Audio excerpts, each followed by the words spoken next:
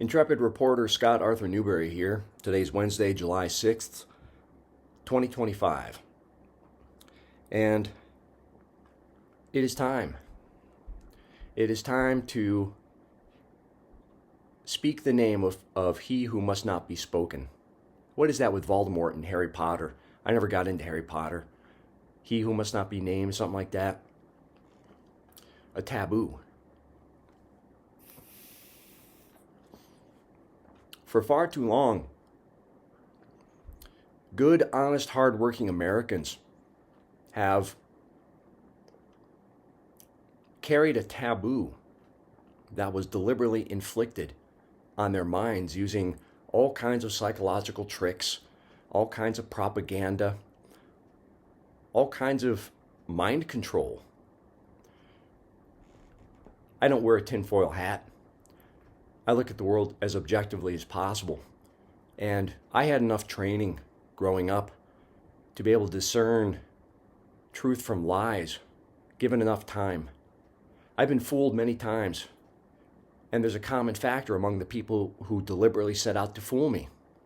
They've adopted practices that have been identified with a group of people who we're not allowed to discuss because there's a story floating around that 6 million of them died during World War II, and we're supposed to feel sympathy for them. Well, 6 million people dying would be a horrific tragedy if the Red Cross records didn't prove otherwise. Plenty of evidence out there to suggest that we were fed a narrative, one that profits this group of people. Let's say the word, shall we? Jew. Let's say it. The usual caveat when I discuss this matter is that most Jews are good people, just like most Catholics and most Christians and most Muslims. Most people out there want to live happy, productive lives, taking care of their families. I mean, that's it. But when you start rubbing elbows with the elites like I did for a long time, you pick up on little things. Subtle things that they can't hide. And I've dealt with all kinds. But in particular, we must remove this taboo around talking about the Jews. Not to hurt anyone who doesn't deserve it, but we have an oligarch class of Jews who established a banker colony called Israel, even though the true Israel, the true Jews, were wiped out, I think about 79 AD, by the Romans. They have no claim to that land, and they never did. This was a huge hoax. The existence of Israel is a hoax. It's hiding behind religion, but it's really about commerce. It's about money. The Jews are doing exactly what the Roman Catholics are doing with the Vatican. They have a storefront in which their corporate interests are protected by a mask of religion. But they're not religious people. They don't give a crap about religion or God. They only care about mammon, money, commerce. So things like genocide in Gaza, well, that's a product of the Jews. How about Jeffrey Epstein? Mossad agent, CIA agent, dirty dealer, played all sides against one another, became a billionaire, turned out to be a con artist. What was he practicing? He was practicing Babylonian money magic, along with all the people who served the Federal Reserve banking system, the Bank of International Settlements, all the people who served the corporate United States, rather than serving America. Because America is the higher principle. It's the highest principle I've discovered thus far in all my travels and studies. I believe in America, and I believe in Americans. There's a classic scene from Transformers Prime when Optimus Prime loses his memory. And for a time, Megatron fools him into thinking he's a Decepticon. Optimus even gets the Decepticon tattoo on his arm because he can't remember who he really was. And I feel that way. I feel like for 25 years, I've been remembering who I really am. and what I stand for, because the Decepticons in my life so completely mind-fucked me. And do not pardon my French, because I'm keeping my emotions in check. I feel rage at what is going on in Gaza, what has gone on in Palestine. The true Semitic people are Palestinian. DNA evidence links them to Jesus. So think about it. You know, if you were anti-Jesus, what would you do? You would infiltrate all the governments of the world, you would infiltrate all the religions of the world, and you would twist and turn them to your diabolical purposes. Well, that's the world we live in today, kids. I hate to tell you differently, but we got a lot of good people working in a bad system, but the systems are all controlled by these elite oligarchs. Some of them claim to be Jewish, some of them claim to be Catholic, some of them claim to be Muslim, some of them claim to be Russian, some of them claim any number of things. But you know the quality of the character of a person based on their actions, not on their words. What have they done? All right, well, let me look at me first so I can establish my objectivity. First, I was a scholar and a gentleman for a long time. Then I got married, and the whole time I was a musician. 30 years of training to be a musician. I'm not the best guy out there. Way better musicians than me, but I happen to love music. So I gave 30 years of my life carrying those horns all over the fucking place. Carrying a lot of heavyweight textbooks in my backpack. When no one else took textbooks to school, I carried those textbooks, and I had 2 or 3 wood hardshell cases I'd carry up the high school hill every day, pretty much. And when I got to Cornell, there was an even steeper hill called Live Slope. I had to carry those horns up and down the hill. Otherwise, I couldn't practice. And for me, practice makes perfect. Now, I'm not perfect, because after that, life took me in different directions, and for a time, I became a writer. The past 15 years I spent on social media, on comment boards, raising alarms. I saw myself as a canary in the coal mine, trying to raise awareness. Now, I know my techniques and approaches were highly ineffective. I could have done things differently and been more effective, but that's the role that I had to play. The man who confronts the monsters. It fed my personal ego, fed my sense of identity. I recognized that it was, it was bullshit on one level, but it was sincere on another. So I let all my filters go down. I wrote about everything that I shouldn't have written about, because polite society gets offended if you write about things that might touch upon their financial interests. I don't give a fuck about their financial interests. What I care about is the genocide going on in Gaza. What I care about is Jeffrey Epstein operating a honeypot operation to blackmail our politicians and leaders, our military officials, our CEOs. Blackmail operation. That's why things suck in this country. We're all smart enough to make things better for all of us. We all have the skills, but there are people who are hiding secrets. They don't want the truth to come out about their activities and about the horrific operations that they have performed against not only Americans, but the whole world, human beings. How many people died from this COVID hoax? And it was a hoax. Why is it that seasonal flu was up here in 2019, COVID was down here, but then 2020, the stats prove it out. It was a bait and switch. They fooled us. Well, you know what? When you're dealing with people who operate like, I'm going to call them the oligarch Jews, not the regular Jews, regular people like you and me, they're good folks. I got no problem with any of the regular Jews, but the oligarch Jews right now, their actions must be corrected. Law must be reestablished. And the only law I follow is the golden rule. Do unto others as you would have them do unto you.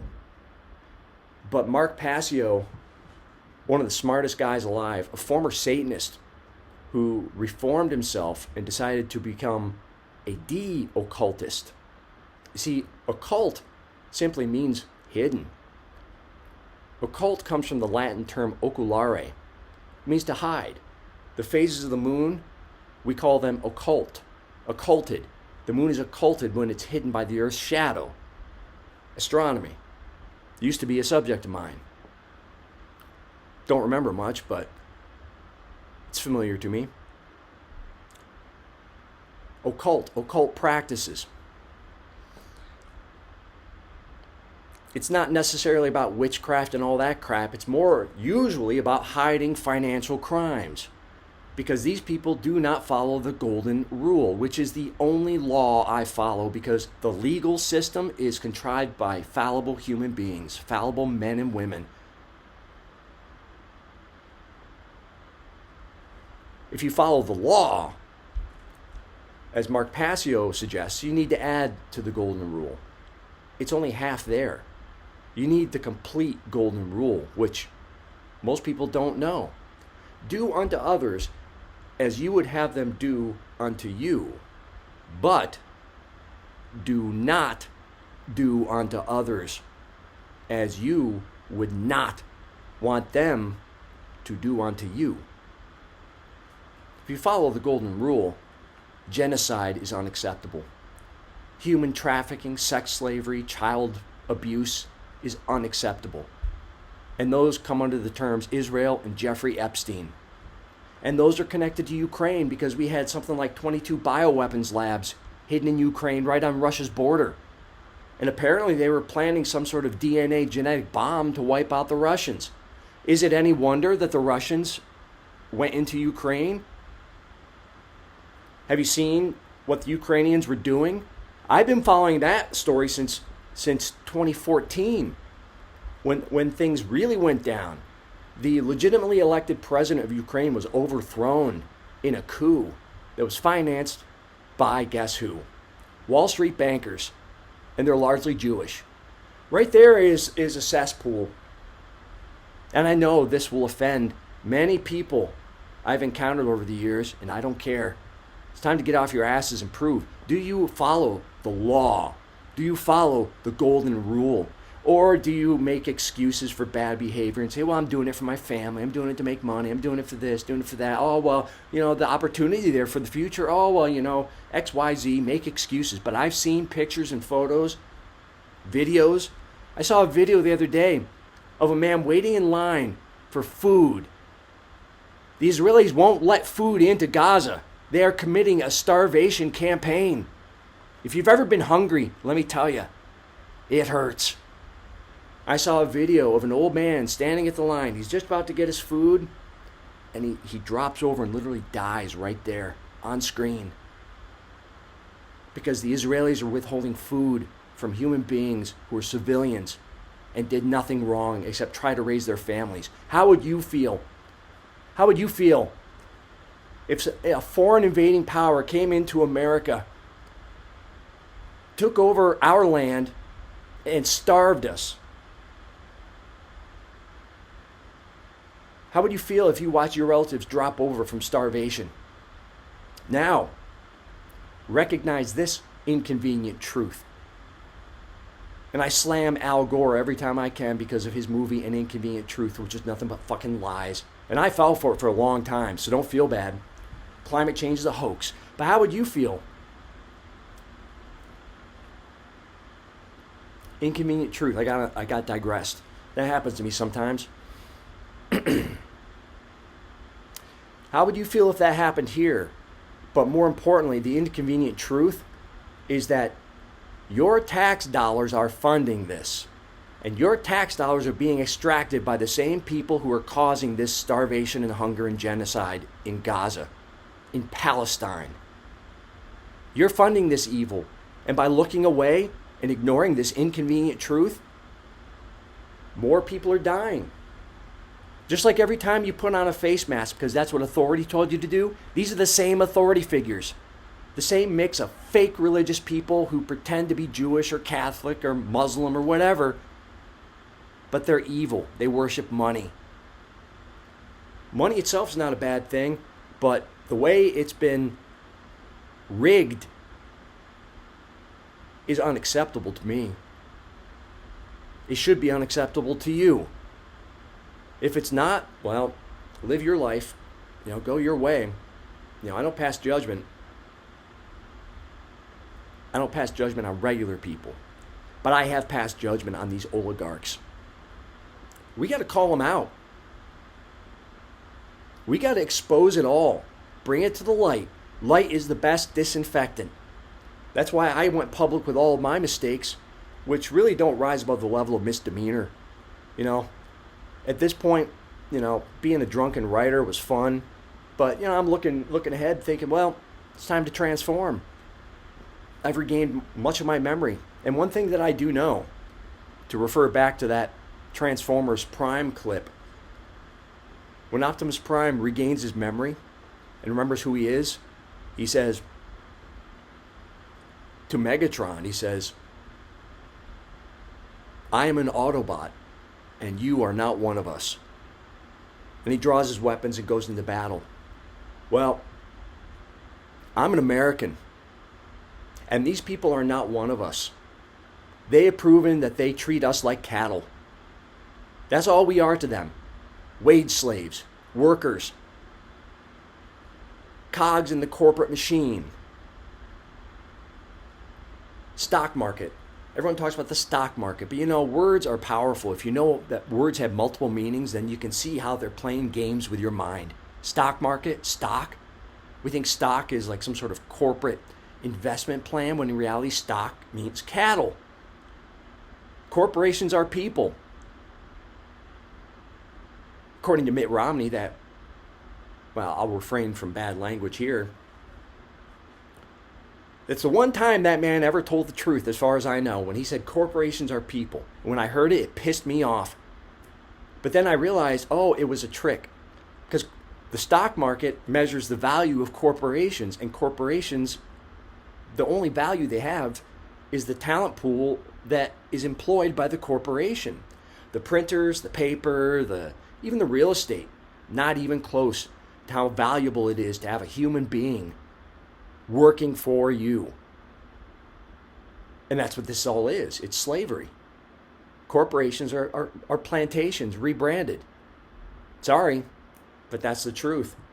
It's time to recognize it, because we can build a better system. We're Americans. We don't back down from a challenge. Tactical retreat on occasion is necessary.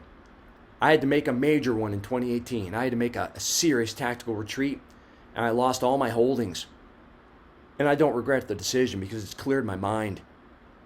I see the world a lot more clearly now. Not perfectly, but it's all coming to the surface. All of it.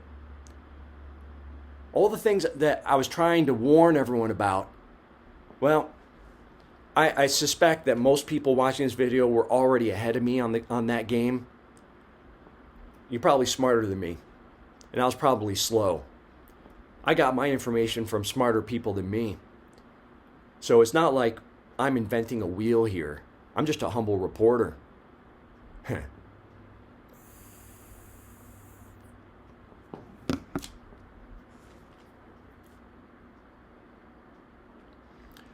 So I'm going to suggest that from now on,